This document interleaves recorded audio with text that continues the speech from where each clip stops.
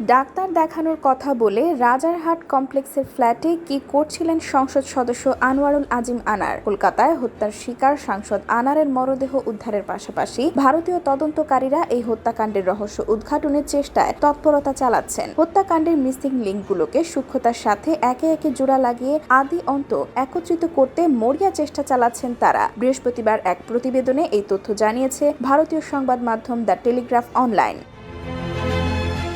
ব্যবসায়িক বিরোধ ও ফাঁদে ফেলা হয়েছিল আনারকে। চোরাই স্বর্ণের টাকা ভাগ বাটোয়ারা নিয়ে দ্বন্দ্বে বন্ধু শাহিনের সাথে বিবাদে জড়িয়ে পড়েন তিনি। সেই বিবাদ নিষ্পত্তি করাই ছিল সাংসদ আনোয়ারের মূল লক্ষ্য। অন্যথায় নিজের দাঁড় করানো বিশাল চোরাই স্বর্ণ ও হুন্ডির কারবার নিমেষে ভেস্তে যেতে পারে। সেই সুযোগটি হাতছাড়া করেননি শাহিন। বান্ধবী শিলাস্তিকে ব্যবহার করে নারীর প্রলোভন দেখিয়ে আনারকে ডেকে নিয়ে যান তিনি। এতে 13 মে তিনজনের সাথে এই হাউজিং কমপ্লেক্সে তার প্রবেশের দৃশ্য সিসিটিভি ক্যামেরায় ধরা পড়েছে।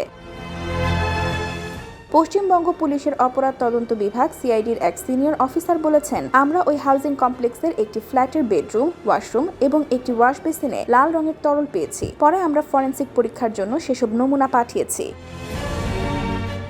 সূত্রটি আরও জানিয়েছে, আনোয়ারুল আজিম তার হত্যাকাণ্ডের সাথে জড়িত ব্যক্তিদের চিনতেন এবং তাদের একজন প্রভাবশালী ব্যবসায়ী যার সাথে আনোয়ারের কিছু বিরোধ ছিল এবং সেই হত্যাকাণ্ডের ষড়যন্ত্র করেছিল। এদিকে তদন্তের সাথে যুক্ত আরেকটি সূত্র জানিয়েছে, 13 মে আনারকে রাজারহাট কমপ্লেক্সের ওই ফ্ল্যাটে প্রবেশের 1 ঘন্টার মধ্যে হত্যা করা হয়েছিল বলে বিশ্বাসযোগ্য কারণ রয়েছে।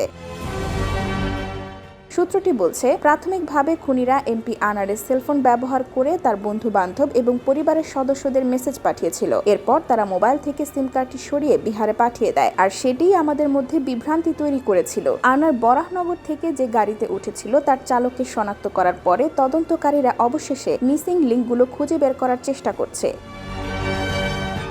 IBTV USA, new York.